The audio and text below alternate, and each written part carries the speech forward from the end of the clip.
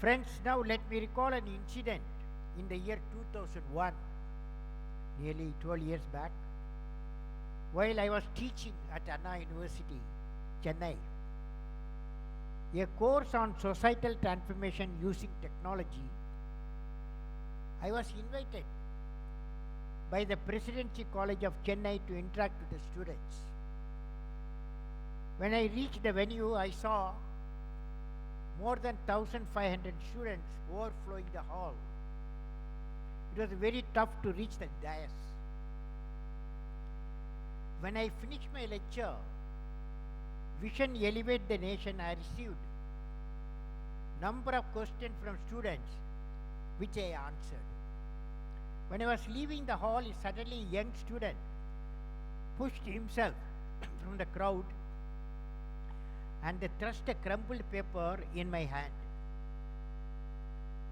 I put the paper in my pocket and read it on the car while I was returning to Anna University. My mind got elevated with the power of the message from T. Saravanan, doing MPhil in Presidency College at that time. He gave me a paper without ever becoming a tree. Due to certain circumstances and environmental condition, many seeds even get damaged and become part of the soil as a manure, helping new seeds to become trees.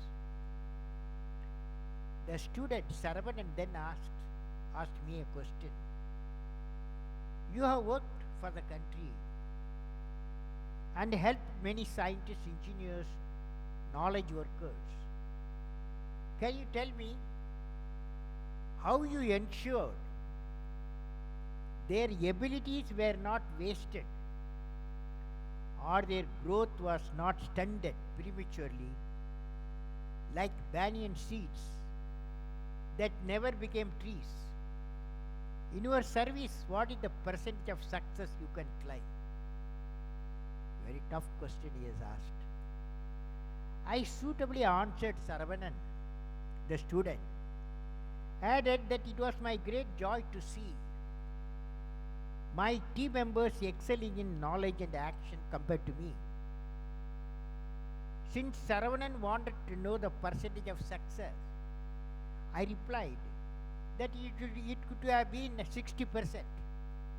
But the 60% emerged out of 100% who worked for the projects. Now, this letter, what is the message I would like to give is, the message I would like to give to all the students is, the seeds of banyan tree are indeed something like the citizens of the nations. Democracy and governance have the power to give opportunity to every citizen to grow with capacity to perform. Every citizen, therefore, has the capacity to contribute to the vision of the country in his or in her own way, in the process to contribute to the success of the few. And this can grow in geometric proportion, result in the success of our nation, which may be shared by our citizen. Let, according to me, let every seed nurture. Nevertheless, seeds that become manure must not be treated lesser than seeds that becomes trees. So that's the message I want to give to all of you. With this background, let me first present my experience of learning a system design, system integration, system management while I was a student the way you are today when I was a student. Now friends, while 1954-57, long ago, you are not even idea forms. 54-57, I was studying in aeronautical engineering in Madras Institute of Technology, Cropet, Chennai. During the third year, we had a teacher, Professor Srinivasan. He is a designer of the, he is the designer, aircraft designer. He used to take class for us how to design a aircraft. He called all the 9 students. We were 9 students on different fields: propulsion, engineering, aerodynamics, structure, guidance, control, material, and system engineering. He called all the 9 of us and told, students, 9 students, I am going to give you a project today, a 6-month project.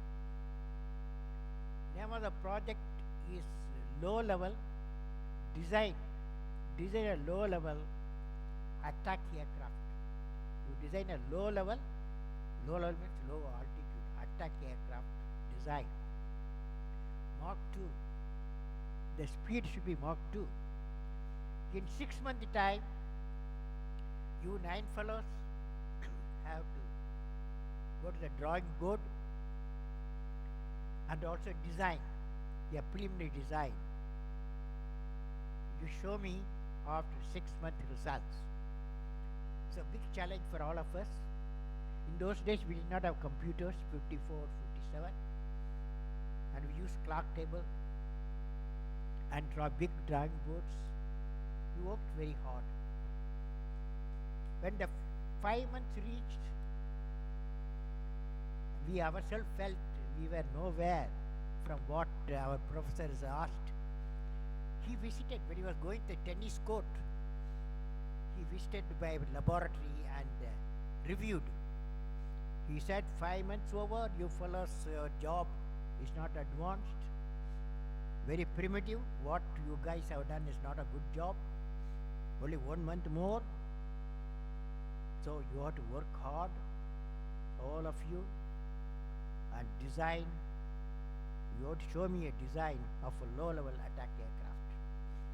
And he told me, since you are the coordinator for the whole 9 members team, since you are a scholarship holder, your scholarship will be removed if you don't show the good results in another 1 month time. So it's a tough challenge. We all worked very hard. I assembled all the 8 more people and we seriously worked at design, the low-level design, low-level aircraft, at low-level attack aircraft design, and Mach 2 number, flight speed, and we put drawings, we made drawings, we used clock table and do the calculations. In those days we used slide rules, and fantastically we created a good design. After 1 month time, again our professor entered into our class, entered into our faculty and reviewed for nearly 2 hours, and he is very happy. He said, good design arrived, so I will congratulate the whole team. And he took us to his house and gave a good Madras coffee, hot coffee, so that show his happiness. But what is important here is not the coffee or anything. How, when you are a student, you can do a system design, system development, system integration. What we learn, 9 of us, when we are just student and we did a project, we evolved a project, we evolved a low-level attack aircraft design. So system design, system integration, system management. So this is very important when you go out of the campus. Wherever you go, the question will be asked, do you have the capacity for system design? Do you have the capacity for system development? Do you have the capacity for system integration? These the faculty members should remember when you teach students, when you go for employment sake, employability is very important. Employability emerges out of system design, system integration, system management. So I am sure these great institutions will specialize in project work of system design, system integration, system management. Now, friends, when you go to this campus, what is the type of future for you as a engineers, as a polytechnic people? What the type of opportunities for you in front of you? I would like to describe my visualization of the distinctive problem of India by 2020. We visualized another 7 years' time how India should be. And what is the role when you go out of this campus? What is the role? Each one of you ask yourself which pillar, what work you are going to do, you have to ask yourself. I am going to give you 10 pillars. 10 pillars of development. It is called distinctive profile of India by 2020.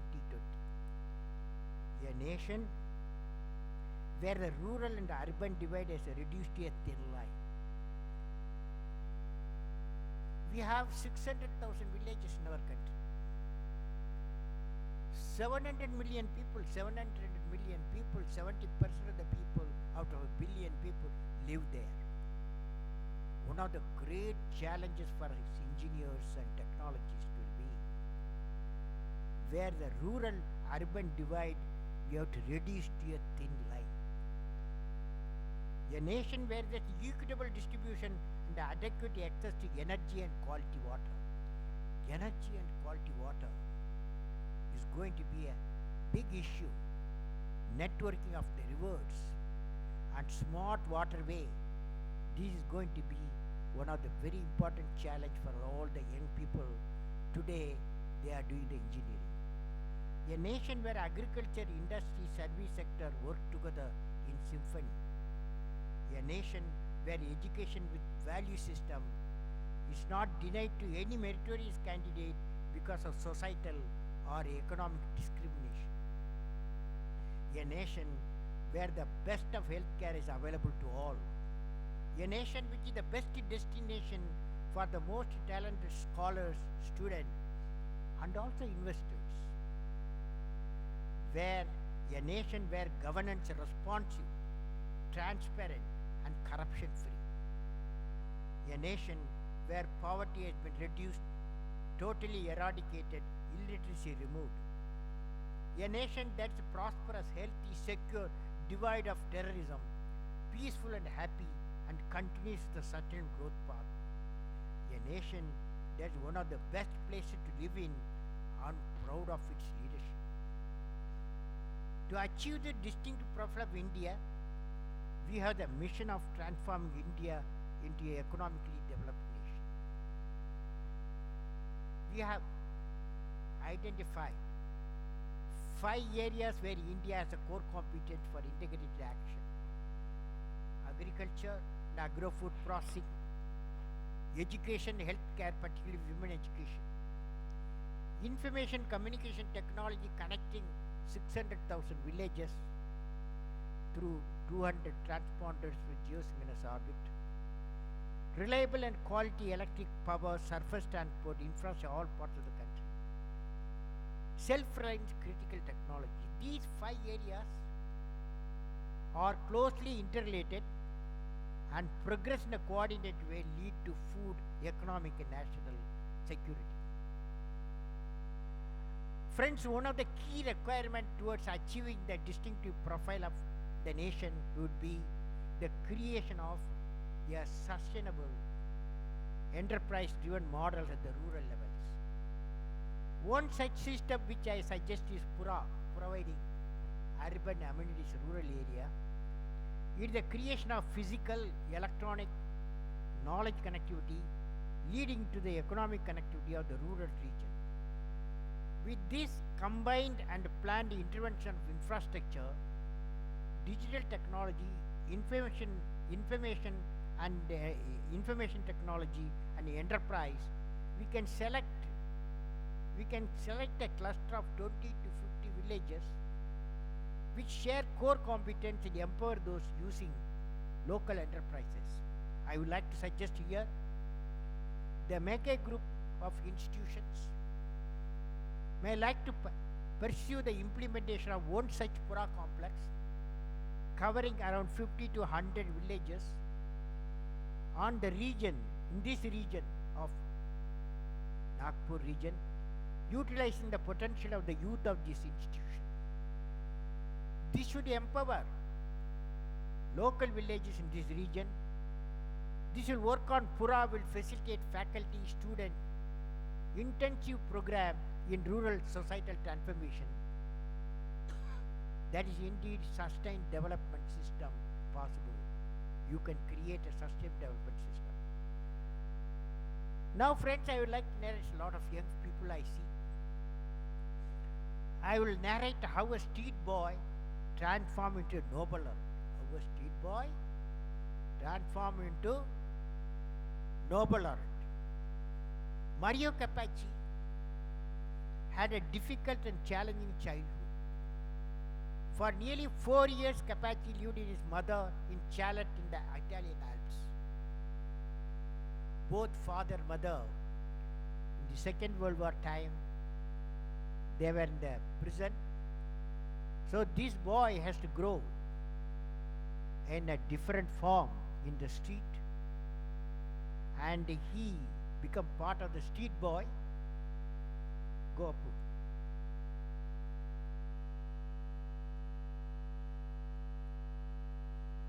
He started, this boy, Mario Capaci, started sometimes living in the streets, sometimes joining gangs of other homeless children, sometimes living in the orphanages, most of the time hungry.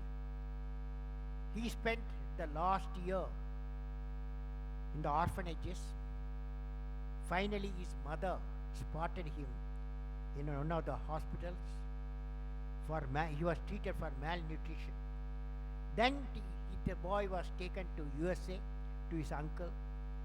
There he especially, when he was put in the school, he developed an interest in science, particularly chemical science and physical science. And when the boy started growing, finally his strength started showing in what is called gene targeting. He became famous in gene targeting area, and his research, PhD research on gene targeting, and he switched out to molecular biology in graduate school at the advice of James Watson, who advised him that he should not be bothered about the small thing, since such pursuits are likely to produce only small answers. Mario Capaci's objective was gene targeting. The experiment started in 1980. By 1984, Capaci had clear success. 3 years later, he applied the technology to mice. In 1989, he developed the first mice with the targeted mutations. The technology created by Dr. Capaci allows researchers to create specific gene mutations anywhere they choose in the genetic code of mouse. By manipulating gene sequences in this way, the researchers are able to mimic human disease conditions on animal subjects. What the research of Mario Capaci means for human health is nothing short of amazing. His work with mice could lead to cures for Alzheimer's disease or even cancer. The innovations in genetics that Mario Capaci achieved won him the Nobel Prize in 2007. The Nobel Capaci life indeed reveals. What does it reveal? Will you repeat with me? When I wish upon a star, it does not make difference who I am. Anything my heart desires will come to me. This is the life of Mario Capaci. So friends, in conclusion, I have seen 3 dreams which I have taken shape as a vision, as a mission, and realization. One is space program of ISRO, Indian Space Research Organization, Agni program of Defense Research and Development Organization, and third, providing urban amenities in rural area, becoming the national mission. Of course, these three programs succeeded in the midst of many challenges and problems. I have worked in all these three areas. I would like to convey to you what I have learned on leadership from these three programs. When you go out of this college, you have to ask yourself, what I am good at it. Now, I would like to convey to you what I have learned on leadership from the three programs: ISRO's program, launch vehicle program, DRDO's program, missile program, and Pura. What did I learn? One is the leader must have a vision. Always he or she should think of, for example, Prakash or Professor Satish Dhawan or Vikram Sarabhai, whom they work, they are visionary. They can think 20 years ahead. Leader must have a passion to realize the vision.